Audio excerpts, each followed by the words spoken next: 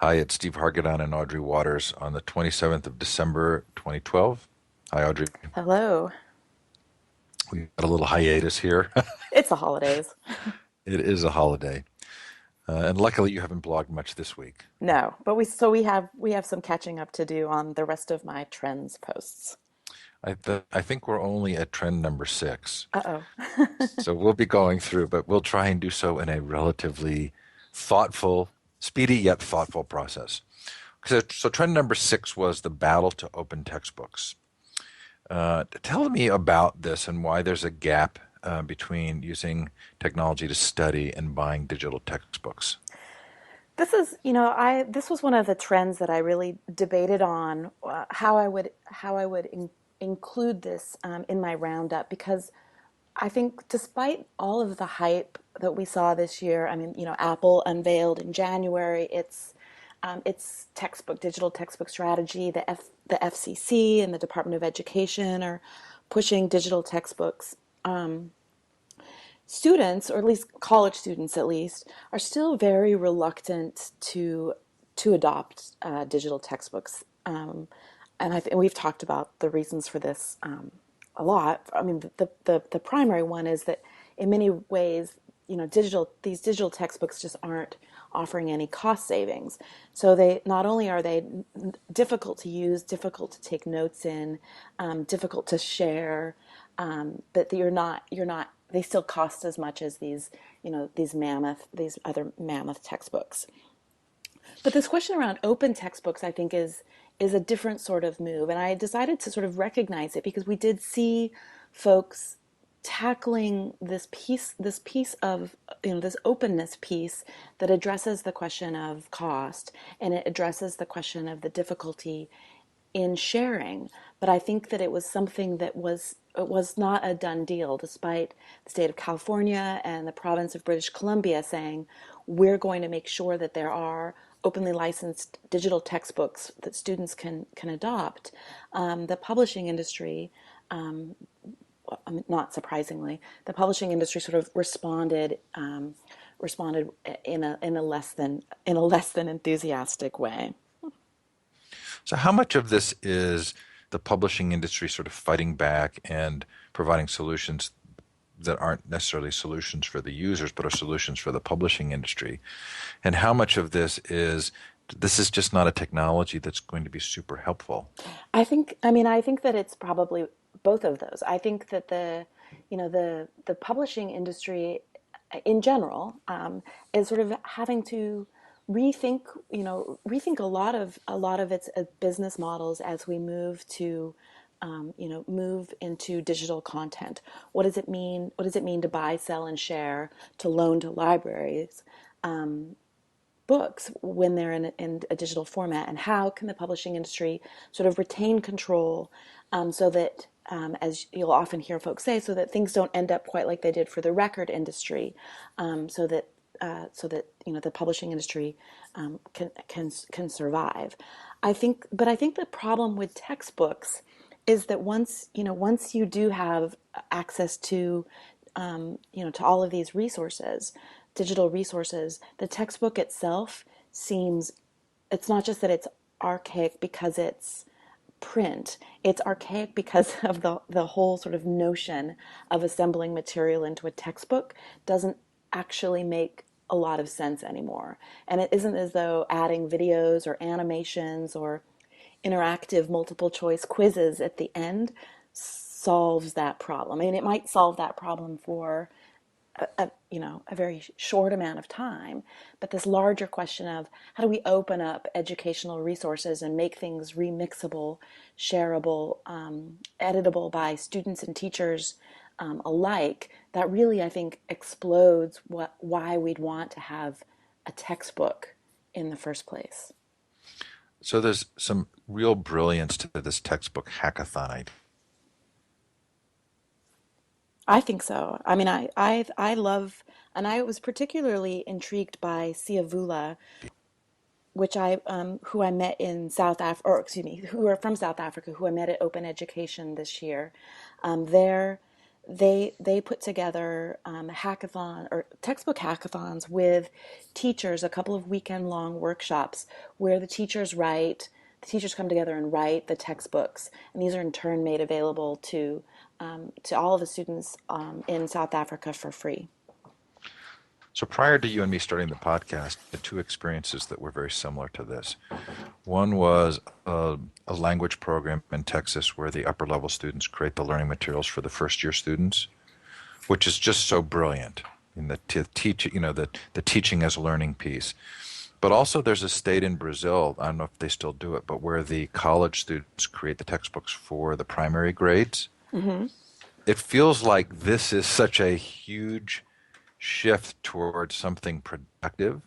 Right. I would really want to see this happen. Yeah, I think so too. I mean, and then I think that these what we've talked about a lot this year in terms of agency, right? Where it's not as though it really does disrupt this notion of content delivery, where it's the teacher's job or the textbook's job or the video's job to fill young minds with information. Rather, people are participating in constructing and building knowledge.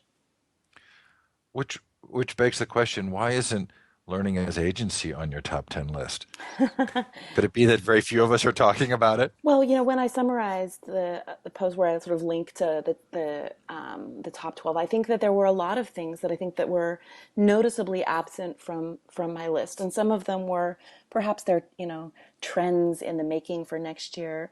They're things that I opted not to cover, but I think that this question of agency is really missing in general from the conversations we're having about technology and learning. How funny. Maybe not funny. How interesting.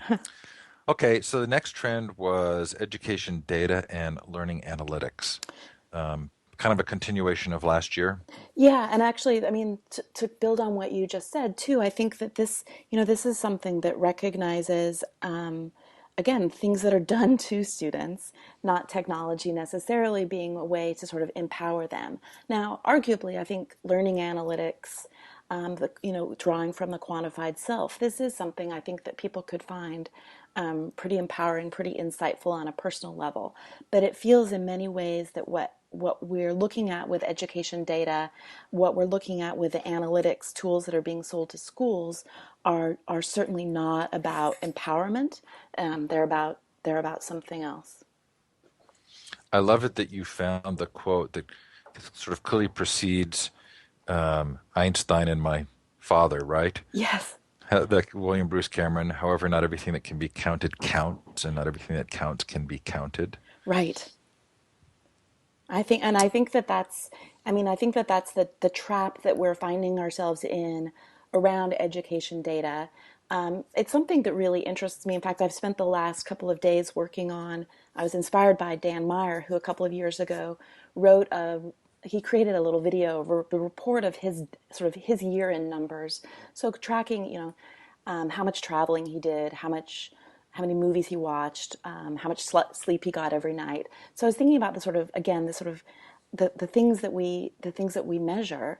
And I think in education we're so test obsessed that we're spending a lot of time developing things, developing tools to sort of do more tools around more testing and using that as the sort of pinnacle of data. Even though there's so many other interesting things we could glean once we sort of break free of that obsession.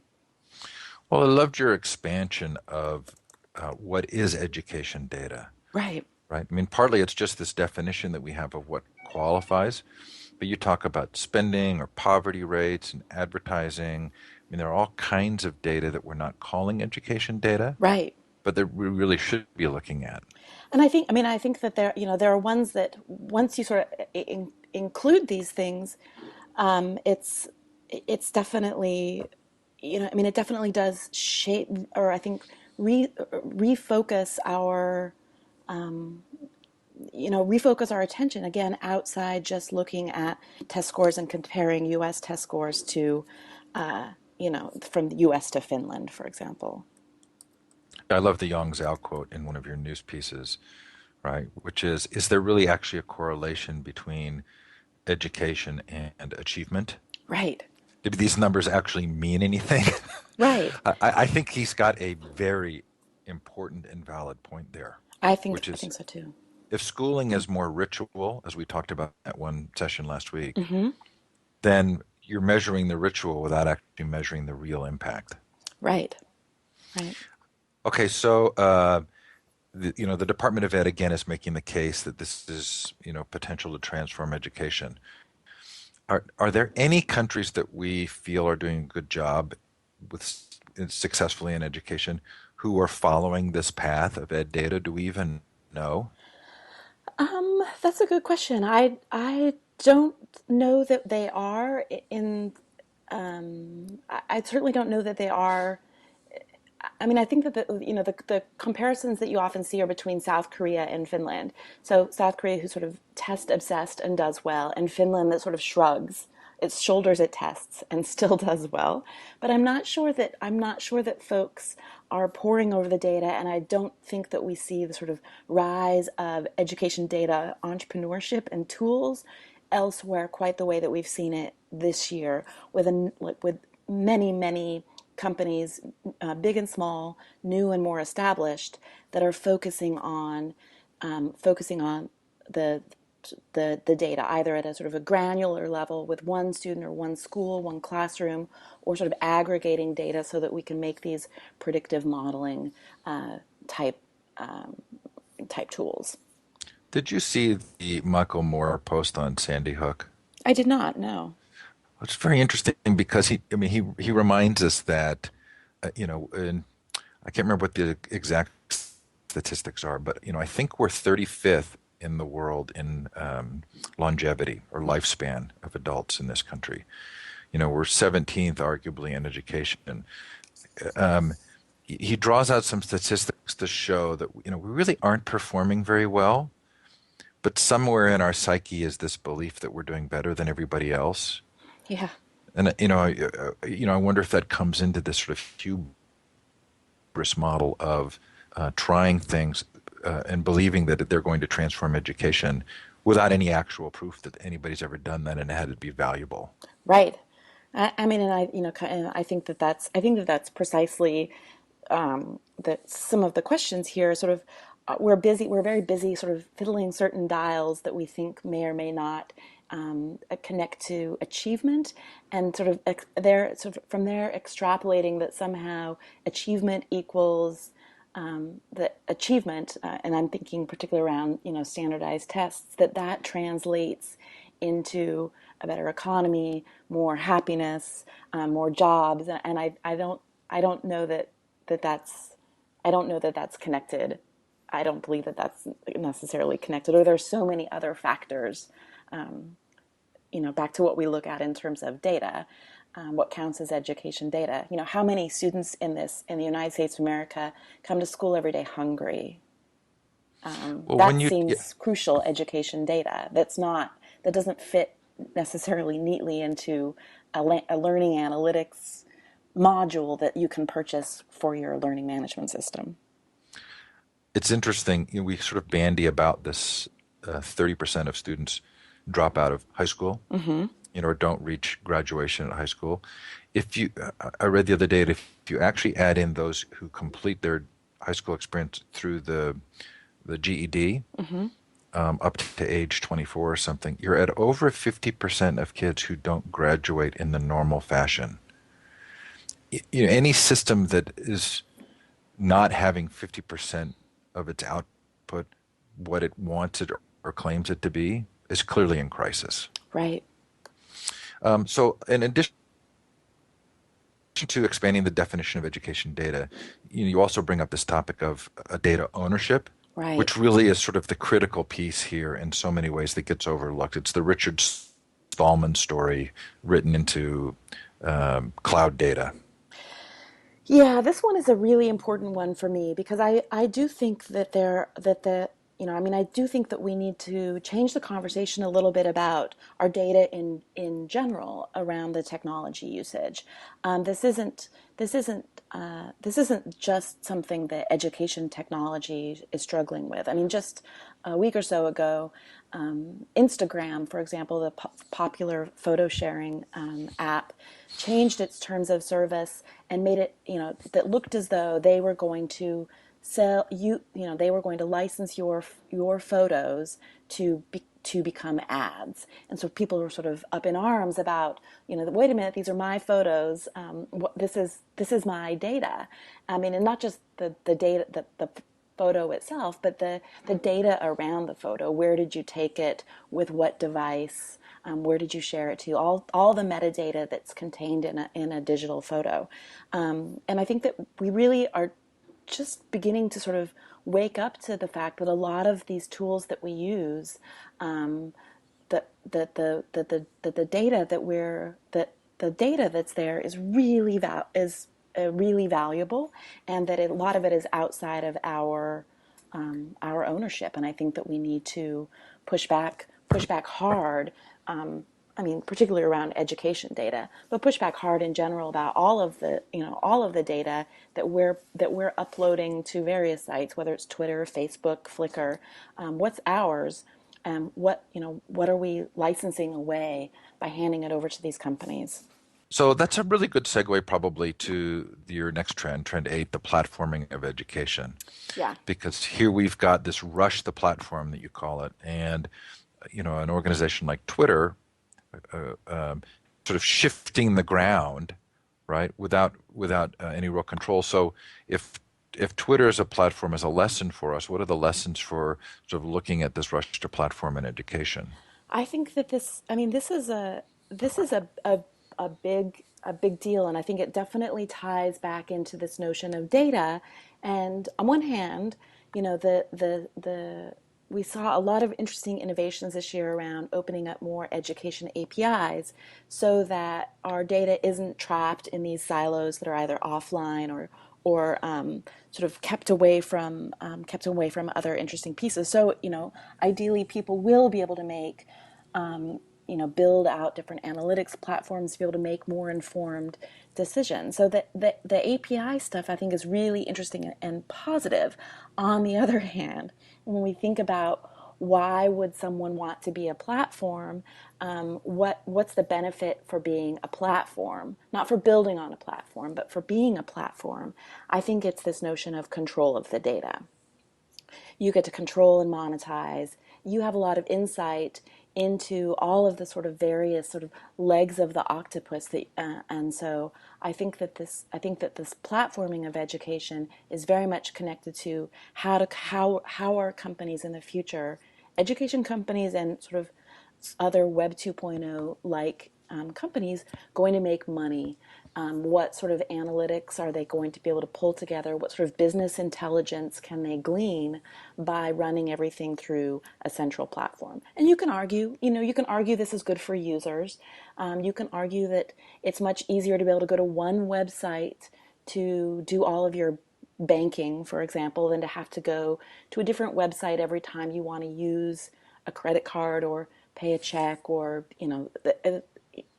so I think you can make the argument that platforms are better for users in terms of a user experience, but I do think we should be thinking about what does it mean to have education platforms, who's building them? Because I think that they are different players, and some of them are old players, but some of them are different players than folks who've been the powerful companies in education technology up till now.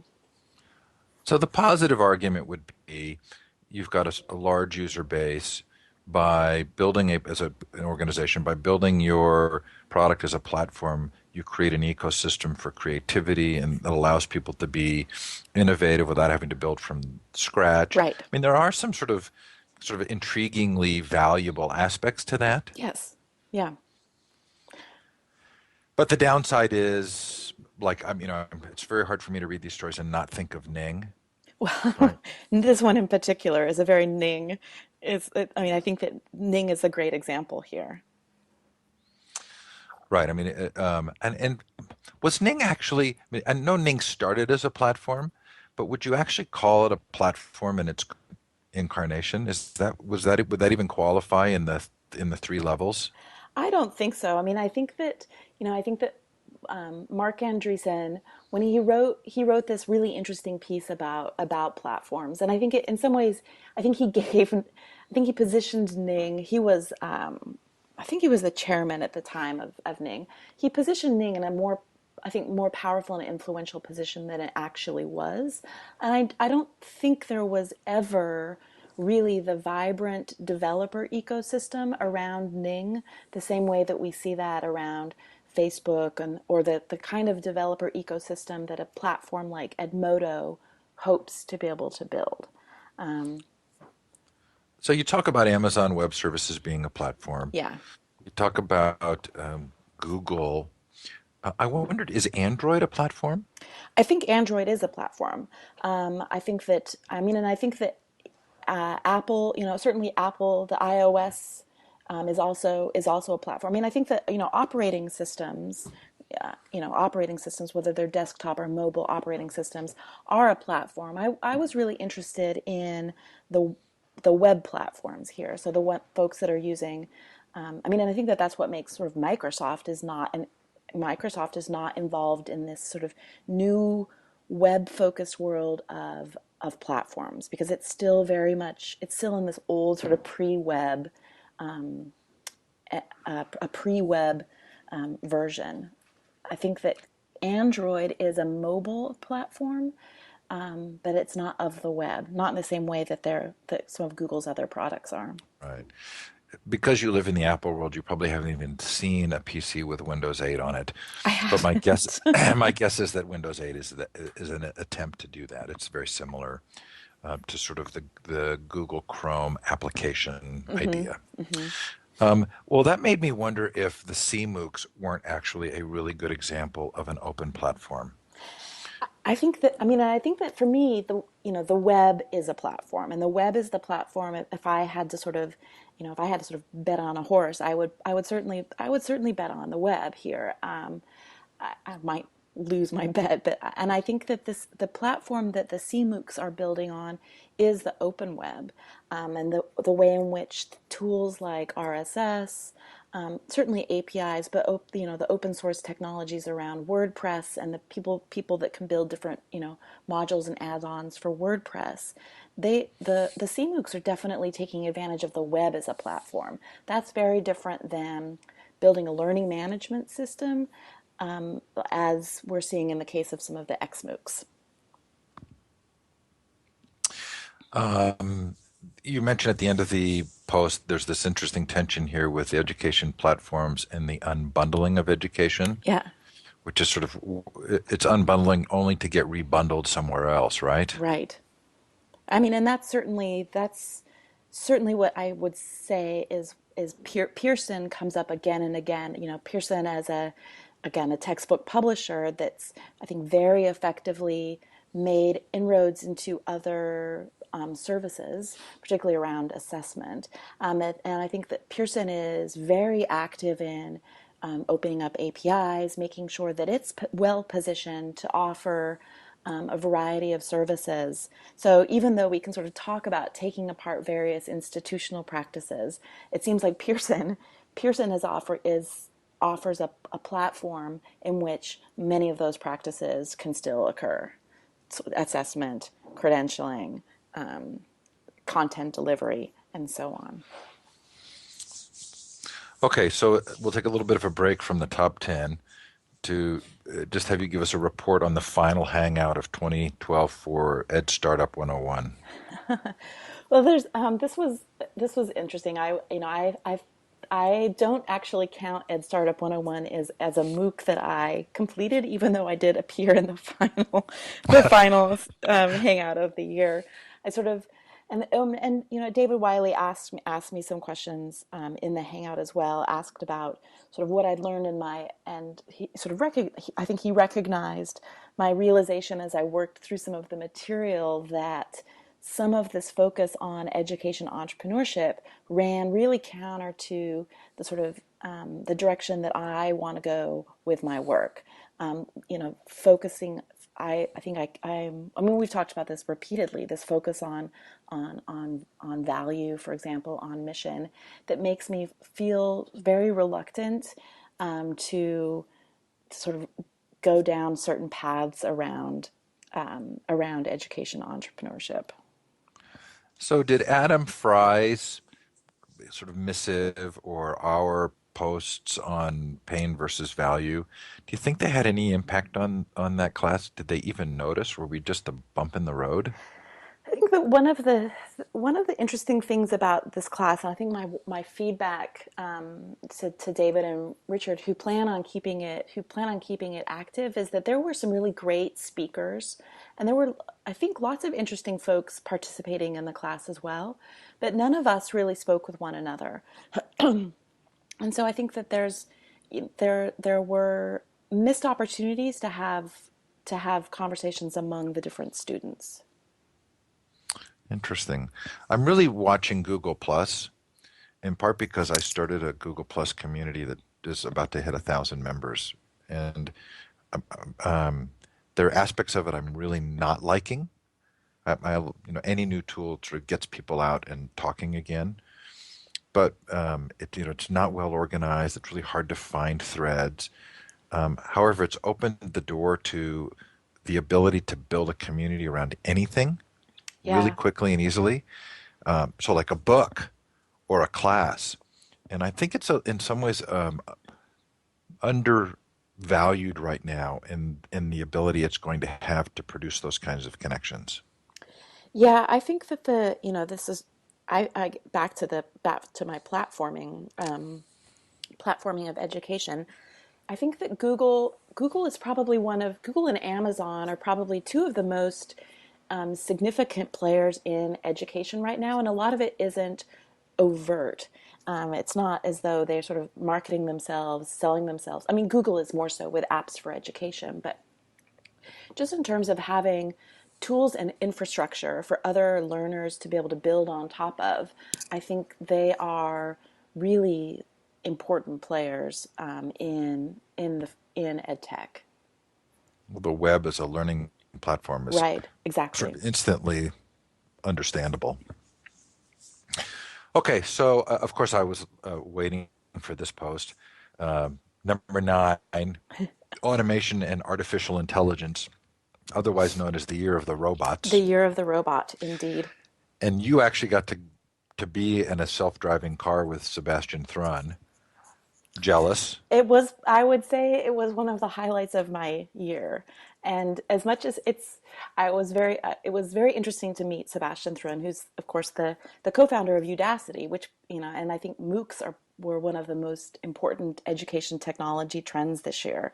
But Sebastian Thrun is also the inventor of the self-driving car. And so it was this very strange, this very sort of strange moment of thinking about, on one hand, absolutely being blown away by being in a car that was again collecting all of this data and working with its own sort of modeling to be able to drive down the highway unaided by human hands on the wheel or foot on the gas pedal.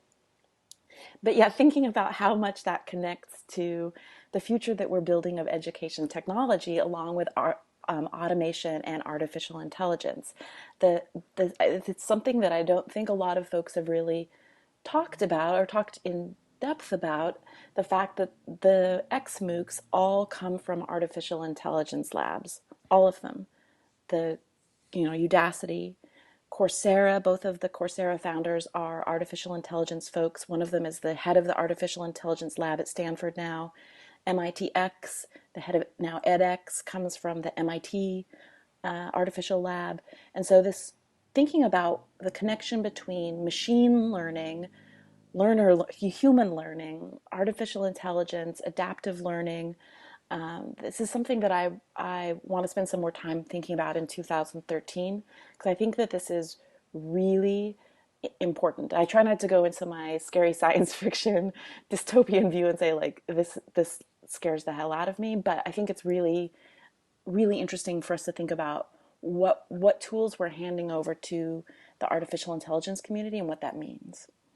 If there was ever a I want to shout from the rooftops issue, for me, is it, right? And the interesting piece of the science fiction one is, you and I have discussed this, the sort of the two visions we have in science fiction of teaching and learning, right? The put the helmet on and download data into someone's brain versus the sort of Socratic um, method that's just not even necessarily technology related.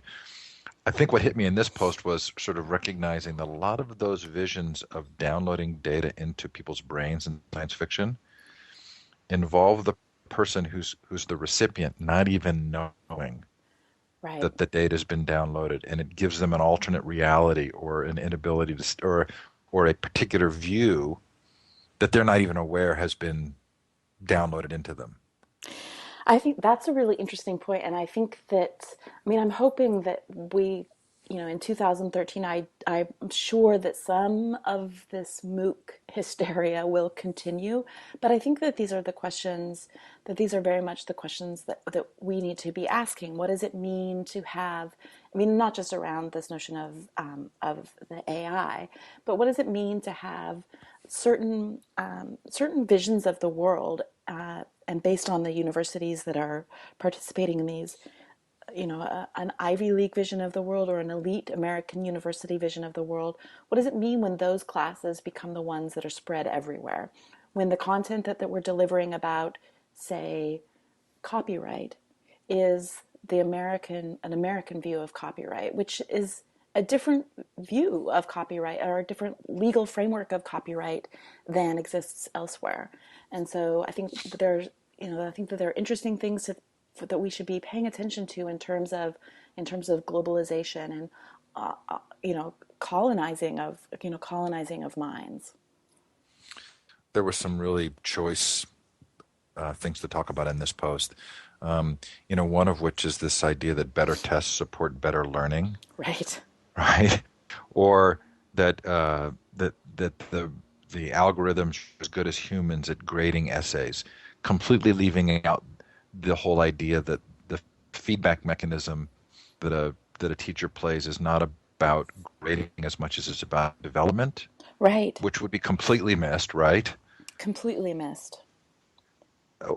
And tell me about cost disease. So this has been a very popular phrase, I think, that we've seen that has been bandied about a lot lately. Particularly, Clay Shirky invoked it in a piece that he wrote about MOOCs and sort of this sort of coming disruption to higher education. And it's this idea that there are certain professions, there are certain industries that have become more efficient over time, and so the argument goes that the quartet, that the small live quartet has not become more efficient over time, right? A viola player in 2012 is just as an efficient of cost efficient as a viola player 500 years ago. And so we haven't sort of had these efficiencies in orchestral music of sort of making things cheaper and more affordable, more easily accessible. And education, so that argument goes, suffers from this cost disease, that we haven't found a way of making education more efficient. We haven't found a way to sort of, again, deliver content or extract meaningful performances from teachers or students in a way to sort of lower the cost of education. And I think so. I think this concern about efficiency really ties into a lot of the efforts that we're seeing in ed tech right now that are promising promising more efficiency. I actually had an interesting debate with Sebastian Thrun about this because he was touting this notion of efficiency. What we want is a more efficient education system. We want apps that work more efficiently. And I said to him, I don't understand why efficiency is a goal in learning. And he said, well, we don't want to waste, students don't like it when we waste their time. And I think students don't like it when we waste their time because of all of these other institutional issues and structures and restrictions and costs surrounding learning. So it seems like sort of making learning more efficient is solving the wrong problem. Actually, making learning slow and pleasurable and deep is actually the solution. The solution isn't making it more efficient. I mean, would you like to be able to, I said to him, would you rather learn French by spending a weekend with a really great French app, or would you rather learn French by spending the summer in France? And I think you'd rather spend the summer in France. Um, Well, I'm not even sure it's a what would you rather. It's a what would produce the best outcome, well, right? there you go. Right. So Sebastian Thrun just Nolan Bushnell with the Stanford connections. I don't know. I actually think that the self-driving car is far cooler than Chuck E. Cheese. So I will say that Sebastian Thrun is incredible, is a genius, and as having moved to LA this year, I cannot wait till the robot cars. Well, I can't wait till we have robot cars everywhere. This seem. I wish he would. I think he should. The focus on the robot cars is great and really exciting. So I got to meet Nicholas Negroponte a couple of weeks ago, Hmm. and it reminded me of the kind of the understanding we have of great scientists, Yes. right? That often it's their ability to sort of wholeheartedly commit to an idea when no one else believes in it. Right. And that this is sometimes needed for something new to become accepted. But it also means that great scientists bring that same sort of wholehearted passion sometimes to the wrong things, Yeah. right? And the danger is that what served them so well in the discovery or connections that they made in one area actually then means that their voice is too loud and too strong in an area where they don't have expertise. So maybe Bill Gates would fall in this category. Right. And is this a little bit of the Sebastian Thrun story? I mean, to say that we won't want to waste students' time, is that kind of just a complete misunderstanding of education? I mean, I think that I think it ties back into this notion of artificial intelligence, right? If you can teach a machine to learn, if you can teach a car to learn the road, learn how to respond to traffic, learn learn what it means, learn what traffic signals mean and how to respond to traffic signals, learn to navigate, learn to accelerate and slow down and merge into traffic. If you can teach a car to do that, then why can't you teach a child to learn? And I think the answer is, well, wait a minute, because cars and kids are totally different. Right. But I think that there are ways of thinking about learning machines and teaching machines to learn, and then this notion of humans and what does it mean for humans to learn. And I think that these questions that get to the heart of the field of artificial intelligence as well. What does it mean to be human? At what point, at what point at what point have we developed sophisticated enough robots that they become thinking machines? I think that this is sort of the heart. This is the sort of the heart of his discipline. So I don't know that he sort of missed the boat. I think that he's actually following through on what has been really sort of a driving force of a lot of interesting computer science developments. Machine learning it's really fascinating stuff. But then sort of how do we apply machine learning to humans? I think it gets really messy. So Roger Schenck is a cognitive scientist Hmm. whose background is AI, and but his thinking about education is so much richer than what we're seeing, say, in the X MOOCs. But it's also less popular, Right. right? So it seems like that's a very interesting connection I hadn't thought of. Yeah, no, this is an idea that this is something that I plan on focusing a lot more in the coming year. I want to spend some more time thinking about AI and where the field has been and how AI now is sort of influencing this new breed of thinking about I mean, because machine learning underlies so much of education technology that's being created today. Adaptive learning systems, not just the automated assessment tools, but I think that this is going to be a really powerful force. So, I'm really glad you brought that out. I'm also really interested in, I mean, if we can put this into a category of just because something can be done doesn't mean it should be done. The right. whole building of a drone surveillance device to watch your child was so fascinating to me. I think that this is again this goes back to why I think we need to ask these questions around the ethics of ed tech and particularly around the ethics of robots. Um, I mean, I think that there are a lot of really horrific things that are being done with drones right now. And yet, drones are this interesting, there's this whole sort of DIY culture growing up around drones, people building these small drones for their own usage. And again, sort of how do we sort of unpack these different trends and what tasks are we handing over to robots and why? And you know, building a drone to follow your child to school every day. What, why? And what is Which your again, son? What is your son? I was really right. curious about what the child thought about here. Would he rather have a drone walk him to school, or would he rather have his dad? Well, that's what makes this so difficult, right? Which is the child's not, I mean, of course, the child would want the father, but the child's not in a position to have thought deeply about surveillance and lack of freedom and lack of playtime and independence, right? Right. We're in a position to think about it, but 99% of the people I associate with every day would say the more surveillance, the better. Protect your child, make sure nothing bad happens.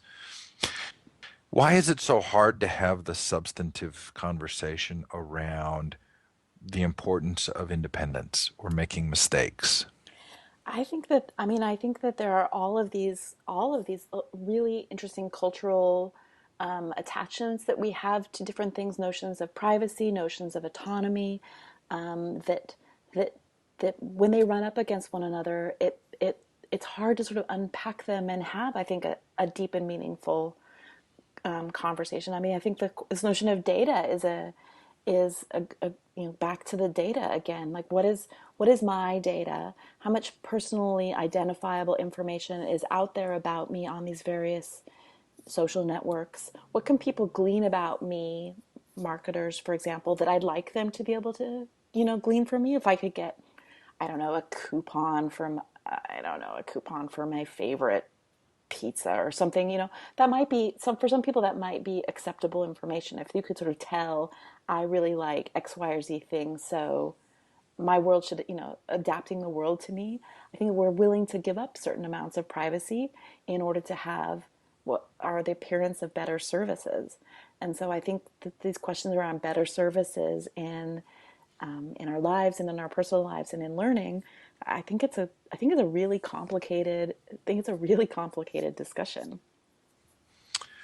Yeah, and I wonder how much this ties into what feels as though it's been a culture of profit, maybe based on the derivatives market and Wall Street that has, that maybe shifts when the economic landscape shifts. Right. It certainly seems like that might be possible. Okay, so your final trend post, Hmm. um, number 10, the politics of edtech. Of course, this is one that kept me thinking for hours. You say it's not a trend, but a truism. Well, I think that despite sort of, I find myself frustrated by, politics, capital P politics a lot, but I think that education has to be political. I don't think that we can extract education from politics because I think education isn't just about ourselves as individual learners. It really is about ourselves in the world, ourselves in the community, the public, and the responsibility to, the the Greek origins of the word politics are a responsibility to the polis, to the city-state, to the place in which we live and work and vote, and think and learn and sort of reproduce ourselves sort of culturally, as well as our families. And so education is very political. I think that what made this year interesting to me was that the tech industry, the web realized it was the web, I think, started to recognize its political power. And I think that I mean that the web in terms of all of us who participate online as digital citizens, but also the various technology, various new technology companies that are really spending a lot more money on lobbying. And then in terms of education technology, how a lot of these new tools fit into various government um, policies and laws around curriculum, the Common Core, around assessments, around computer-based assessments. And so I think that this year felt, even though it's not new, the politics of education technology aren't new, but it did feel as though there were a number of interesting developments this year to make it more overt how political some of these challenges are. So what if education as a whole is a red herring, right? What if education is ultimately just a device for control? Have you been reading? Have you been reading Have I been Ivan reading? Illich? No, Yes. I think that this is. I mean, and I think that this is what we're going to be running up against when institutions of school and education technology and instruction run up against the web as a learning platform and the sort of interest-based, passion-based learning that everyone is doing now through the web. So I think that on one hand, education does feel like education can be really closely tied with indoctrination. And I don't just mean sort of political indoctrination that you will believe X, Y, or Z political things, but sort of indoctrination with, all sorts of other cultural norms. So I think that, but I do think that the education is the system by which we've tried to make that indoctrination more efficient, right? Yeah, it's a stunning thought, isn't it? Okay, so what did you leave out this year, and why? Well, it was really hard for me. I mean, I should say I spent a lot of time thinking about these trends, like trying to think about these trends throughout the year, monitoring things, deciding well ahead of time, what's become most important. I never would have guessed, although we started to see some movement around MOOCs last fall. Um, I wouldn't have guessed that MOOCs would have become such a powerful and controversial and sort of hype-ridden entity this year. But so as I sort of thought about and made my list of the top 10 trends, there were some things that came and went a lot. I thought about cheating, which seems to be something that we still obsess. Part of it is, I think, our test-based society really is concerned about cheating and the motivations for people to cheat. Is there more cheating, less cheating in online learning? How will the MOOCs handle cheating? But these were ones I just decided not to focus on. But then there were ones that and then there were ones like gaming, which everyone is always like, oh, gaming is this big trend in education. And it never sort of it doesn't ever seem to sort of break through to the level of trend. Um, and then there were ones that I was sort of sad to notice voices that I just didn't hear loud enough. I think that voices from students is one of them. Again, a lot of these things that I look at are the ways in which technology does things to students, the way in which technology isn't being wielded by learners for their own maximizing their own happiness or maximizing their own learning. It's really about how do we impose these tools in the classroom to make on to students and on to teachers. Yeah, and badging? Yeah, I mean, I think that badging, I think that the question of, credentialing, alternative credentialing, questioning what's the value of a college degree, these are important considerations, but the badges, I haven't really seen the badges take off the way that I think, certainly Mozilla or others would like to see happen. Perhaps they will in the future. I don't know, but I really didn't see a lot of, despite the focus of badges at the DML conference this spring, I haven't really seen, I haven't really seen a lot of badges as an alternative as an alternative to more official credentials. You talked about sort of how agency wasn't on that list, Mm-hmm. right? Self-direction. If the conversations we're having are really sort of shadow conversations, they're still the minority conversations, and the ones that get the big press and big publicity are the VC funding or the 120,000 students in a MOOC. How do we shift the ground here, or is it even possible? Ah, I I mean I don't know how we do so. I mean for me personally it's just to continue doing what I do. I mean I feel like I know I offer a different perspective than many folks do, than many education writers do. So for me, I think that I just continue to be a voice who's asking some of the questions that, I think on this podcast, you and I surface things that no one else is really talking about, or talking about, I think in the media, if you will. So I think that I don't know how that builds. I don't know how that builds in from us, how that builds forward without a lot of other pieces falling into place. Edmodo has $47.5 million of investment in it, right? Right. You're lucky to get a $20 donation on your website. Right. There's something fundamentally flawed, right, in this process of conversation around education, where it's so extremely difficult for the thoughtful position to even stay around. Yeah, I mean, and I think that this is something that I think about a lot. And for me, it's the decision that I have to stay around. I have to sort of help provide a counter narrative. I like, the shadow narrative, if you will, to some of these other conversations. I'm not sure that my asking questions, makes a great deal of change, but um, I hope that it does somewhat. Okay. So we can talk about the edtech startups. I don't think we need to talk about each of them, but it might be interesting to know how you chose them and which ones you feel would be particularly interesting to people.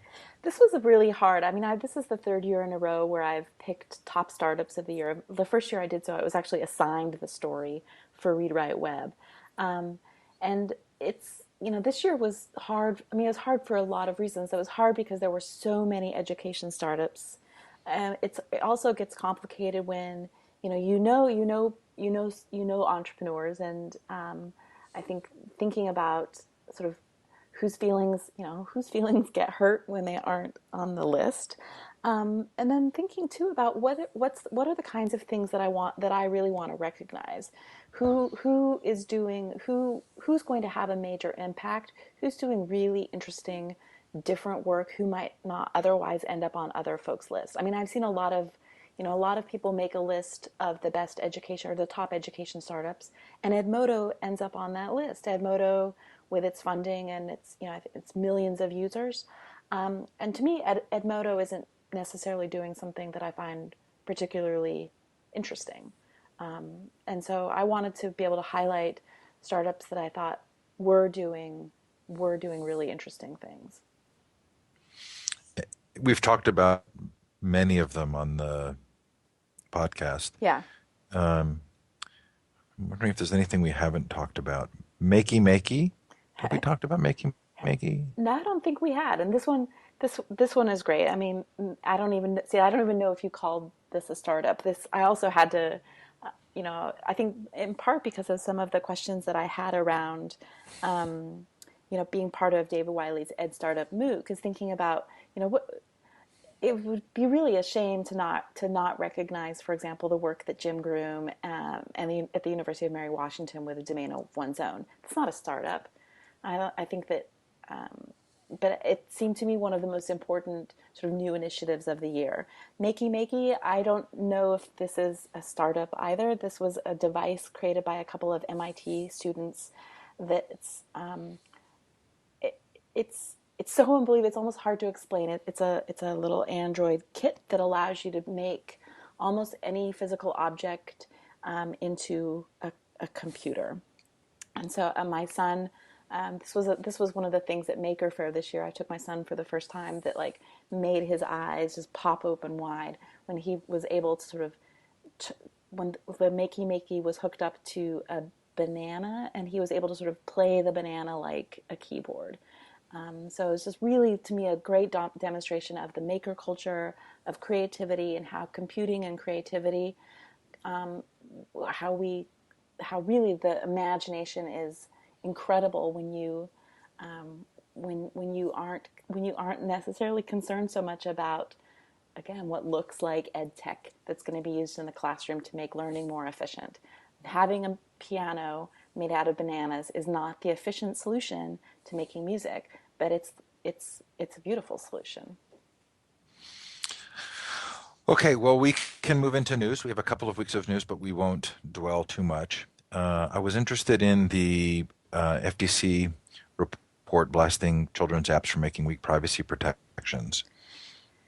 This is really interesting, and it was interesting too to see that the we just had a COPPA updated, and I think tying back into what I was, to the politics of ed tech and the amount of lobbying efforts that are going into this now.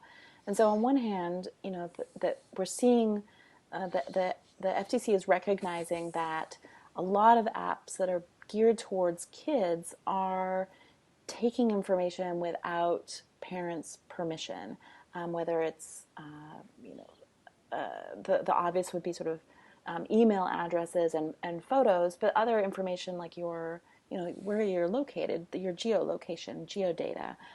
So the updates to COPPA are meant to, I think, really just update the language to recognize that the kinds of apps that kids are using these days are very different than the software that we had when COPPA was first passed. So recognizing that there's different kinds of identifiable data that these children's apps should not be accessing without parents' permission. I haven't read too deeply on COPPA, in part because it was hard to get past the feeling that this was just Google and Facebook making sure that they could keep their marketing strategies. Is that fair? No, to me that's I think that I think that that's very fair, and I think that in fact some people were looking at the language around the updated COPPA and said, "Wow, does this actually mean that um, Facebook can allow kids under 13?" Because there was language saying that contextual advertising is okay without a parent's permission, which is different than behavioral advertising. And so once you say advertising is okay, then advertising is okay, and the protections of COPPA, which were meant to sort of stop advertising for kids without parents' permission, um, I, we'll see if in 2013 Facebook changes who it can market to and how. I mean, I thought the idea of COPPA was that information or data around those under 13 shouldn't even be sitting on the server of a commercial organization, right? So contextual advertising means that they have to keep the data. It There's does. certain data that they have to keep. So that doesn't sound to me at all like this is actually a child online Privacy and Protection Act. It sounds like this is the result of corporate lobbying to keep marketing. I think that it absolutely is the result, and I think too that we're starting to see. I mean, just I think that the advertising industry is certainly evolving and recognizing, for example, that that it needs to sort of update how it advertises to us as well as folks become sort of as folks sort of click less on ads on the web. Mobile ads become, and partially because of our changing tech usage, mobile ads become more important. And I think that the contextual based advertising is a sort of newer form of advertising that we're seeing.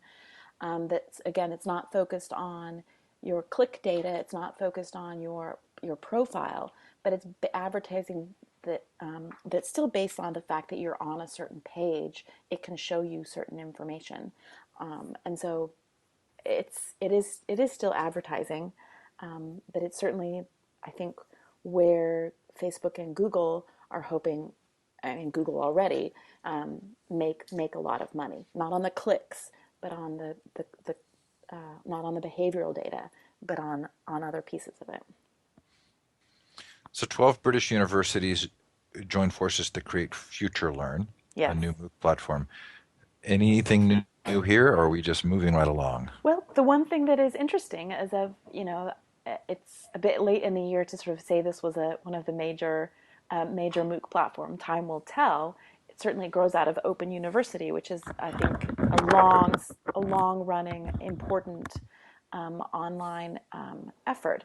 But it was very interesting that this one is not born of artificial intelligence labs. That the head of Futurelearn comes from the BBC. So That is interesting. Professor Direct. yeah, this is a new effort from Straighterline that will allow professors to sell their courses directly to students. I think that there's been lots of questions, lots of pushback about whether or not this is a good idea or not. Does the pushback about whether it's a good idea or not even matter? I guess I'm curious, will people pay for that and will it be credentialed? It is credentialed. So, and I think that the notion is that people will indeed pay for this. And so if you are in a degree program, your institution would have to accept those credentials Right. towards your degree. Interesting. Caesar provides crowdsourced feedback to students on their homework. When would that be something a student would want? Um, well, I think that this is well, who asks students what they want. I think that this is again, this what this is artificial intelligence labs creating tools to help support the MOOC platforms. So this is something that comes out of the computer science and Right. artificial intelligence lab at MIT that will probably be used, I'm sure will be used in grading, assessing the edX, the classes on the edX platform. So it is a form of assessment rather than the kind of connection building that you were hoping for in your Ed Startup class. Right, right. Okay. I think, again, worth calling out the Yongzhou quote. The fact the U.S. as a nation is still standing despite its abysmal standing in international academic tests for over half a century Right. begs two questions. Is education as important to a nation's national security and economy as believed? I think that's a really, really valuable question. Yep. Um, Data about who's attending ed schools and which ed schools are doing the most, are producing the most graduates, right? Yeah, this is an interesting one. I mean, I think there's been a lot of push, a lot of sort of part of the race to the top, and a lot of the ed reform conversations have been very critical of ed schools. And this was some interesting analysis to see how that has changed. Who are creating, sort of who's responsible for creating all of these folks with master's degrees and PhDs in education. And again, seeing the rise of the for-profits is is a pretty is a pretty interesting trend that I'm not sure is necessarily being noticed when sort of folks are sort of making blanket statements about the failures of education programs. Which ties directly to this statistic about how many teachers actually leave within 5 years. So that's Hmm. been kind of a common throwaway statistic. Is it true? Well, I think it is true. I think that I enjoy reading the Shanker blog, but I think that because I think that Matt DiCarlo always does a great job of sort of taking you through how these, how we get to these statistics. And so um, I think that it is true, but I think that it's not sort of the thing that we can sort of bandy about without looking more closely at how the statistics are actually gathered. But luckily, we have Teach for America, right? Right. Because their teachers are staying in the classroom for 8 years. This was a claim that the founder Wendy Kopp made in a Huffington Post interview that a lot of folks caught a lot of folks' attention because it sort of runs counter to what what we often have heard, that most TFA members don't stay beyond their second, let alone their third year. So she had said that on average, TFA folks were staying in the classroom for 8 years. And so there was lots of back and forth and trying to unpack. Again, sort of when you hear statistics, education statistics wielded, sort of how do you, like, where did those numbers come from? Um, but Kopp later came back and clarified and said, we can't actually say what the average is, even though I think she had. So Yikes. Um, oh, the state of Sao Paulo in Brazil um, has some legislation pending. Has there been any movement on this? I need to look and see. I think that they have signed it. I think that they have signed it for OER legislation. I need to double check though. Brazil has always seemed to be kind of at the forefront of open source software and openness and governance. Hmm. Um, is there any way to describe why that might be? Is it just the culture? I don't know. That's a really good question. I'm not sure. I'm not sure why. Love to find out. Okay, and so sort of finally here, David Wiley's taking a leave of absence, received the Shuttleworth Fellowship. Hmm. Speaking of open source, do we know what projects he's going to pursue? I don't know. I don't know what projects. And another, I want to make sure that we talk about this one. My friend Scott Leslie made a Christmas wish related to flat world knowledge. Bringing up David Wiley made me think of this. But, flat world knowledge as of January 1st was going to no longer become the open sort of textbook platform, as that they had decided as of January 1st they would no longer give away or have access to free versions of their textbooks, really sort of, I think, making moot any sort of open license of the books. And so Scott Leslie penned a post saying, all I want for Christmas is for folks to buy a copy of a Flat World Knowledge textbook and post it to the web so that these books will remain freely available to anyone. And looks like he got his wish. In fact, in one fell swoop, the Saylor Foundation have taken the entire back catalog of Flat World Knowledge and have made these books available for free. So, will we see predictions for 2013? I don't know. I recently finished reading Nate Silver's book about data and predictions, and I'm feeling completely underqualified today.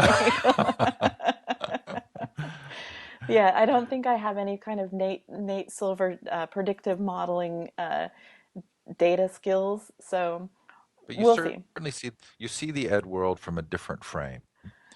And from that frame, are there any things that stand out for you where you would say, I don't think most people are tracking this, but this is likely to be something that happens? One of the things, I mean, I think if I could be hopeful about a trend, it would be this notion of personal data and starting to pay attention to the terms of service of tools that we use, and be a lot more recognize that the importance of controlling our data and being stewards for all sorts of data, not just about data ownership, but data stewardship. And I think people being able to build their own tools to analyze their own personal data, I think is a really interesting and empowering. And I hope that that would be something that we see more of in 2013 around education. Yeah, and intriguingly, I think that would be a hope. I would be really surprised, having spent so many years in the open source world and then watching open source kind of disappear as soon as Google provided free services. Uh, you know, I hate to sound unsupportive of that, but I would that we should revisit that next year because I'll be really surprised if things change a whole lot. Yeah. What True. about the ed tech bubble? Are we, or do you, from your perspective, do you see that bursting this year? I think, I think that there's been murmurs of investment bubbles in general bursting. That folks are talking about a Series A crunch, and that means a Series A is the first round of venture capital funding that startups raise. So many of them have raised seed funding from angel investors, and then they go to raise Series A, which is the first that they raise from a venture capitalist. And folks are saying that there are tons of companies getting angel funding, seed funding, but when it comes time to get that next round of funding from venture capitalists, that's already starting to diminish. And I think that we will see the bubble burst in technology and in ed tech. I'm not sure how that'll play out. I'm not sure that that'll mean the good survive, the good companies survive. I think if we look at the last time the bubble burst, there are ed tech companies around still today from that era that I wouldn't say are necessarily the greatest education technology companies either. So, but I do think that I do think that we're going to see some shifts. But I don't know if that's going to be the shifts towards learner agency, the shifts towards autonomy, the shifts towards inquiry, the shifts towards making and building and creating, or if the companies that survive will be the ones that offer efficient, standardized test grading tools. So let me propose that the ones that would survive would be the ones that have a revenue stream. Okay. Do we see anybody positioned with a revenue stream right now? Uh, Pearson, Pearson. Oh God. Blackboard, Apple, Google. Apple, Google, if you call them ed companies. Mm-hmm. Do you have enough understanding of the last bubble burst to have a sense of how fast those things unravel? And is there a pattern to when and why things start to fall apart? I don't know how quickly they unravel. I think that one of the interesting. I think that there are lots of interesting differences, and one of them that struck me is I've heard a lot of folks in the tech sector recently talk about a turn back towards enterprise software versus consumer technology.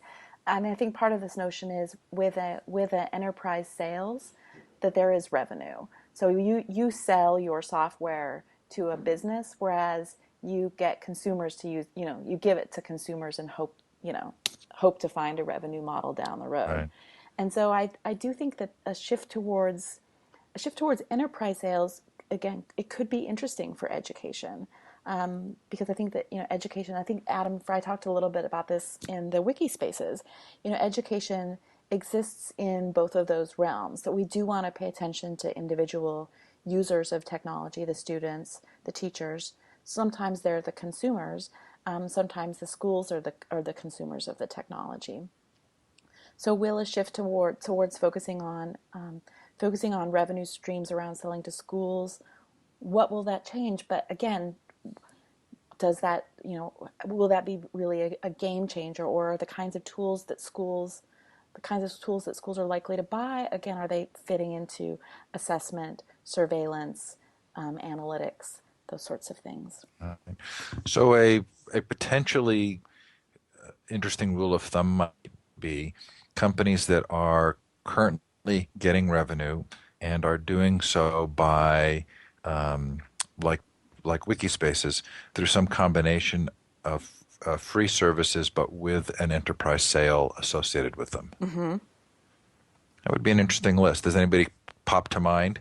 Does Edmodo have any revenue at all right now? It has a very small amount of revenue with it opened a store with third party app developers this year, but right, Edmodo's revenue, I think, is is raising venture capital. Interesting. So that was very interesting for me. I didn't mean to push back on your hopes,